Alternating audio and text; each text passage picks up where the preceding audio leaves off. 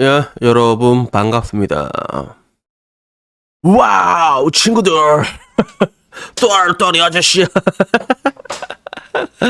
반가워요. 오늘도 여러분의 똘똘이 아저씨가 왔습니다. 사실 오늘 이야기는 조금 미안해. 내가 많이 미안해. 왜? 너무 식상한 거거든. 그래서 37살 남자가 결혼 못하는 이유 이런 거 너무 식상하잖아. 그치? 근데 이거를 왜 들고 왔냐 하면 오랜만에 네이트판을 들어갔거든요. 어떻게 보면 나에게 본처 같은, 나한테 고향 같은 그런 느낌이 있잖아. 근데 최근 네이트판이 재미가 없어. 그래서 왜 재미가 없을까 생각을 해보면 여러 가지 이유가 있었는데, 그 중에 하나가 좀 많이 네이트판이 정화가 됐다는 느낌이 들어서 그게 조금 더 재미없게 만들더라고. 그래서 따지고 보면 옛날부터 그런 뭔가 김치력의 커맨드 센터라고 할 수 있는 곳이 네이트판이었는데, 요 근래 내가 돌아봤을 때는 네이트판이 제일 멀쩡하게 돌아가고 있었거든. 왜?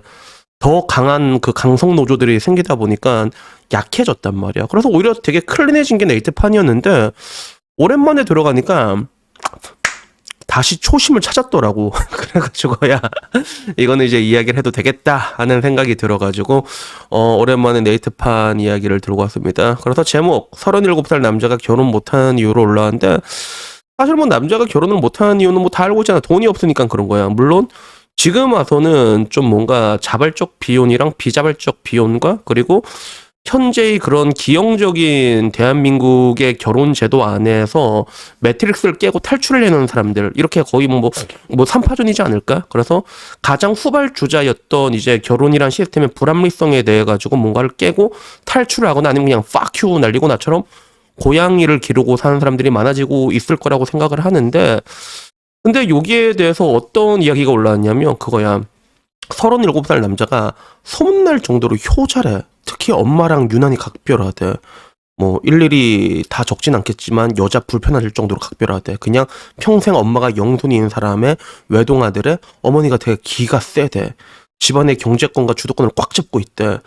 그래서 결혼감으로 자기는 최악인 것 같다. 동의하냐? 이렇게 얘기를 하는 거예요. 그래서 얼마 전 데이트했던 남자, 직업이 마음에 들었지만 여러모로 결혼하면 망할 것 같아서 도망을 쳤네요. 라고 얘기를 하는 거예요. 그래서 외동아들의 효자의 기센 어머니.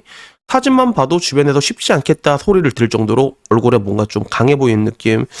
약간 얼굴로 봤을 때 강해 보이는 느낌이 김수미 이모 소미 이모네 되게 강해 보이잖아. 그지? 약간 그런 느낌인가? 그래서 최악의 조합이라고 하는데, 남자는 자기가 결혼 왜 못하는지 모르겠다고 했는데 자기는 알 것 같대. 그래서 제발 혼자 살아라고 얘기를 했거든. 그래서 이외에도 결혼 상대로 반드시 기피해야 할 남자가 있으면 적어달라고 했는데, 이것도 딱 봐도 주작이잖아요. 그러니까 아니 주작을 할 거면 좀 티를 안 내게 하던가. 옛날에는 뭐 야 이게 진짜야 아니야 긴가민가한 게 있었는데 이거는 너무 눈에 들어오는 거야. 생각을 해봐 여러분. 37살에 소문날 정도의 효자의 기센 어머니의 어머니 사진까지 봐서 관상에서 그런 기가 세다는 느꼈는데, 얼마 전 데이트했던 남자래.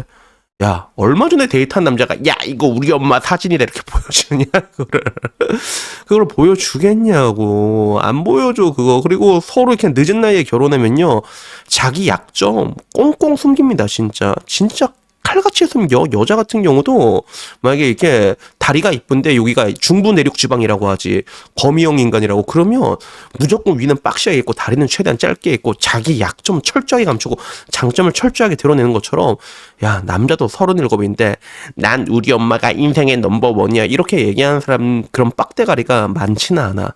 있을 수는 있겠지. 예를 들어 뭐 이제 호르몬이다, 호르몬이고 뭐 내가 애틋하다라고 하면 얘기할 수는 있겠는데, 근데 그것도 얼마 전에 만났던 여자한테 그걸 얘기하는 미친놈이 어딨냐고 그게. 그리고 사진을 또 왜 보여줘 그거를. 그러잖아. 그래서 드디어 이렇게 애들도 점점 지능이 낮아지고 있구나라고 했는데, 이게 실시간 랭킹글까지 올라오는 거야. 2023년 1월 15일에 올라온 거고 조회수도 거의 6만 가까이 되더라고. 그래서 주작을 했구나 했는데, 여기 내가 항상 말한 게 그렇잖아. 네이트판은 주작이나 아니든 상관없고 사람들의 평균적인 뷰를 보는 거라고. 그래서 배댓을 내렸지. 배댓 내렸는데 깜짝 놀랐어. 햇남은 3일에 한 번씩 맞아야 정신 차려. 이게 1위로 올라가 있대. 3일에 한 대씩 맞아야 되는데 햇남은 다행히도 좋아요가 104개, 싫어요가 53개가 있었어. 그래서 그래도 이건 다행이다 생각했는데, 두 번째 배댓이 걸러야 되는 남자가 국적인 한국인 남자, 네 글자로 한국 남자, 두 글자로 햇남이라서 이게 두 번째 배드시였어. 야, 이거는 좋아요가 80개, 싫어요가 8개밖에 없다. 그러면서 있는 게 그 전국 평균 이렇게 해서 남편의 출신 지역에 따른 아내의 하루 추가 가사 노동 시간 적혀 있는 거예요. 그래서 보니까 뭐 인천 낮고, 그리고 뭐 이제 전북, 전남, 제주 이렇게 낮고, 그리고 경북, 경남 높고, 대구 높고, 요게 딱 나온 거예요. 그래서 결론은 그거지. 경상도 남자 믿고 걸으세요 이거지. 그래서 요새 한동안 좀 조용히 했거든. 쌍도 남자 까는 게. 근데 요새 다시 또 이제 스물스물 올라오더라고. 그리고 뭐 이제 효자만 아니어도 그나마 괜찮지만 기센 신부모의 효자 저번 최악이다. 여기부터 남자 나이 35세 이상이면 정자 기형이 늘어나서 애를 낳을 생각이면 애초에 나이부터 커지나.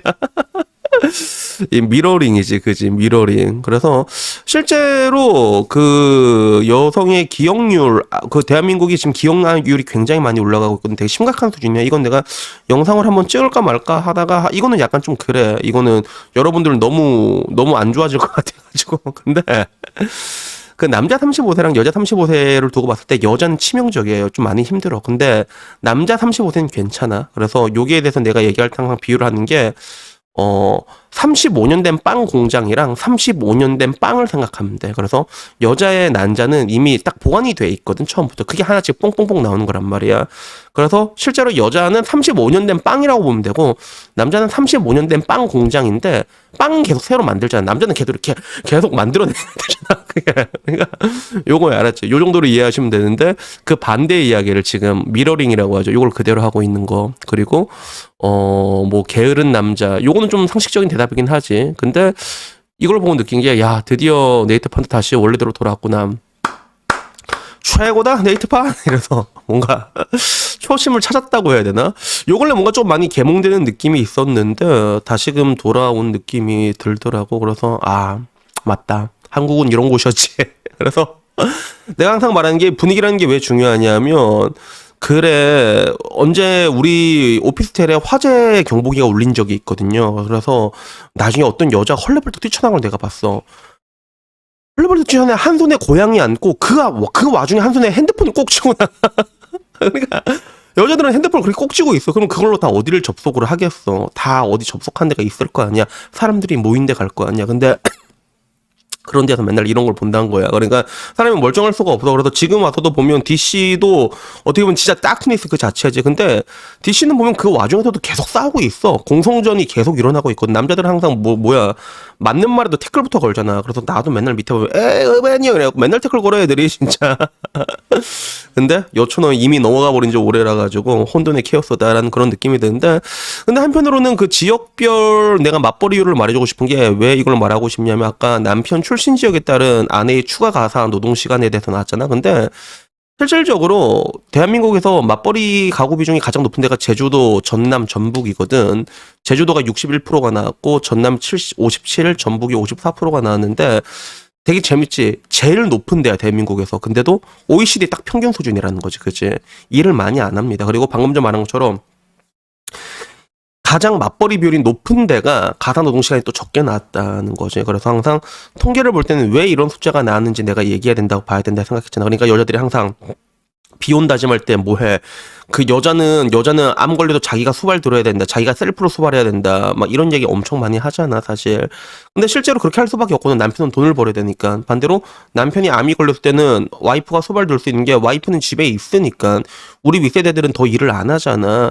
그래서 그런 숫자가 나온 거거든. 근데 그런 여자들은 그 숫자가 왜 나온지 생각을 안 하고, 암 걸리면 나 혼자 치료해야 되고 서럽다, 남자 필요 없다, 비혼하자, 이렇게 얘기를 하잖아. 그래서 난 이런 것들 보면 참 되게 안타까워. 항상 1분 만에 논파당할 만한 것들을 이런 식으로 들고 왔고, 아직도 뭐 63%니 그 얘기를 하잖아. 그래가지고 이게 조금 짠하긴 하지만 그래도 오랜만에 네이트판이 초심으로 돌아온 걸 기념해가지고 오늘은 37살 남자가 결혼 못하는 이유에 대해서 얘기를 했습니다. 그래서 여튼간에 이런 것들을 우리가 보면 볼수록, 과거에는 그래서 진짜 돈이 없어가지고 또 비혼, 강제 비혼으로 된 경우가 훨씬 많았다라고 보면 되는데, 근데 이제는 자발적으로 그 매트릭스를 탈출하는 사람들이 많아질 수밖에 없고, 그리고 그런 분위기로 돼가고 있는 것 같아. 내가 보기엔 그렇거든. 그러니까 여러분들에게도 내가 말할 수 있는 거는, 그러니까 억지로 이런 사회가 만든 매트릭스 안에 가지고 우리가 노예의 삶을 살 필요는 없잖아. 그러니까 항상 말하는 게, 남자는 능력이니까 열심히 돈 많이 벌고, 그래서 열심히 돈 벌면 나중에 베트남 가면 되는데.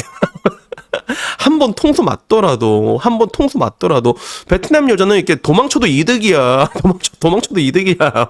그러니까 여튼 뭐 오늘 양 여기까지 하고, 다음에 조금 더 참신한 이야기로 들고 오도록 하겠습니다. 여튼 뭐 오늘 양 여기까지고, 그러면 다음 시간에 뵙도록 하겠습니다. 이상입니다. 감사합니다. 요.